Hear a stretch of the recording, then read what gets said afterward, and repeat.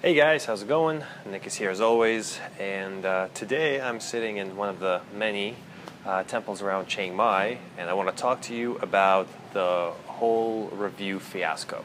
So, if you're, as I'm sure you're aware, a couple of days ago, Amazon made an announcement that it will no longer count the reviews that were given in exchange for a discounted product. Before that, in case you weren't aware, you were only allowed to give out 1 to 99% discounted product in exchange for a review. Now they've completely eliminated that, and you're basically not allowed to reach out to people and say, "Hey, I'm going to give you a discount on my product," and then you give me a review. You take a look at it and you give me your honest review, and then when the reviewer posts it, they would say, "Hey, this was in exchange for a discounted product and such and such." As I'm sure if you've done this before, you've used services such as ReviewKick or any of the other websites that basically connect potential reviewers with people that are willing to give away their products for discount. So it's been a couple of days. I didn't want to make a video right away before doing my research and due diligence and actually investigating the whole thing. And there's a few thoughts that I want to talk about in this video. First one is, let's take a step back and look at it at a macro level. Since the very beginning of Amazon or any kind of e-commerce platforms that are not your own, there's always been terms of service changes as you go along, and every time something happens, everybody freaks out and says, Amazon can't do that, or I'm going off a platform, or just tucking their tail between their legs and I'm going to go broke. First of all, I want you to take a deep breath. This is not the end of the world.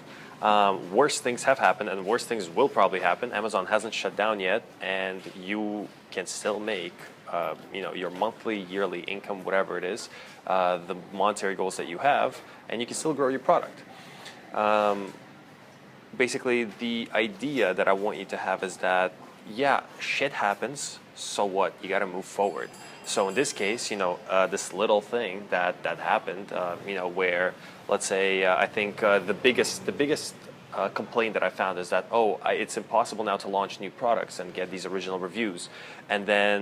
And yet I've had a couple of people reach out to me for the past 2 days since the terms of service have been changed, and that said, look, I have no reviews, I have 0 reviews, and yet I'm making 12 to 15 sales a day on my brand new product because of PPC or other tools such as Facebook ads and Google AdWords, through their own sites. So there's still 1,035 ways to make it work for you. But let's talk about this specific one. So what did the terms of service exactly say? They said you are no longer allowed to give a discounted product in exchange for review.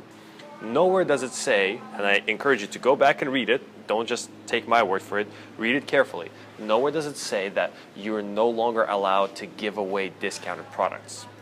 Period. I mean, let's think about it this way. If you offer something, let's say you have top 1,000 reviewers on Amazon, and you just reach out to them and you say, hey, I have this product and it's brand new and it just started. I would love to send you a unit, discounted or free, just to see what you think, just for you to use.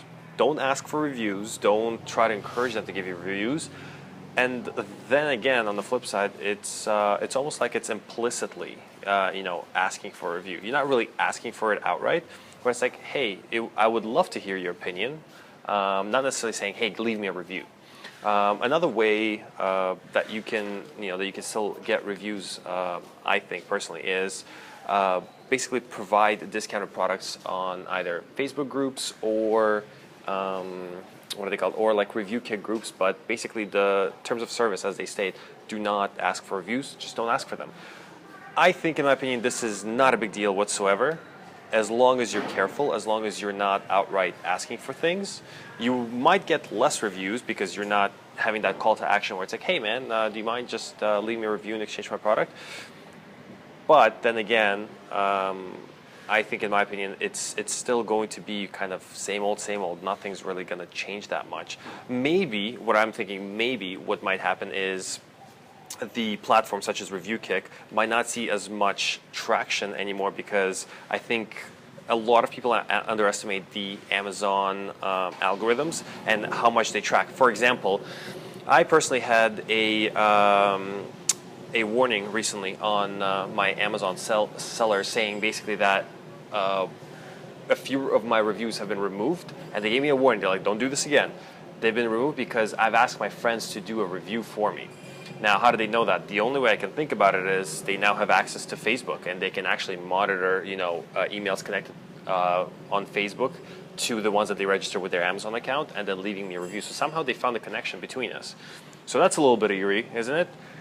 But at the end of the day, what can you do, right? If anything, this should serve you as a sign, as kind of a wake-up call, as it did for me personally, that you need to find other ways of distribution. For example, eBay, Etsy, even Pinterest, having your own channels, having your own Shopify store, which is what I'm working on right now. And you just got to keep moving forward. Take it with a grain of salt. Don't complain. Don't be one of these people that, that don't take charge of the situation. I think in psychology, if I can remember it right, it's called internal locus of control and external locus of control. A person with an external locus of control always blames outside factors for anything that happens. So in this case, you're probably going to hear things, or in Amazon groups, you're probably going to read things like, oh man, Amazon, how can they do this to us sellers? Like, us sellers are the bloodline of their business. They should cater to us. They should do what we want. Or, this is ridiculous. I'm never going to launch my product. Amazon sucks. This sucks. That sucks. Or you can have a person with an internal locus of control saying, okay, that happened. What am I going to do about it? How am I going to handle the situation? So I encourage you to be the latter instead of the former, because things are always going to happen. This is just business. This is just entrepreneurship. And if you're getting into it now, heed my warning that a lot of things are going to go down. Everything's going to go wrong at some point. The only constant is your positive outlook on your situation, and just knowing that no matter how big the problem, no matter how tough the problem is, you can find a solution. There's a solution out there. Just know that you're here, solutions out here, problem solved. This little space in between is a question mark. But it's there, the solution's there, you just gotta find the right route to the solution. So just be optimistic, get to work, start Googling, start researching, start thinking. Don't just follow other people's advice. And I guarantee you, in grand scheme of things, nothing has changed. That $1 million is still floating out there for you to get, or whatever your financial goals might be. Mine is $1 million on Amazon. So it's still out there, just keep moving forward, think, research, and I wish you best of luck. Actually perfect timing, because just as I stopped the video, they started doing a bunch of singing and some sort of really loud gramophone player playing prayers, something rather. I mean, it is a Buddhist temple after all. So yeah, perfect timing. Seems to always work out for me.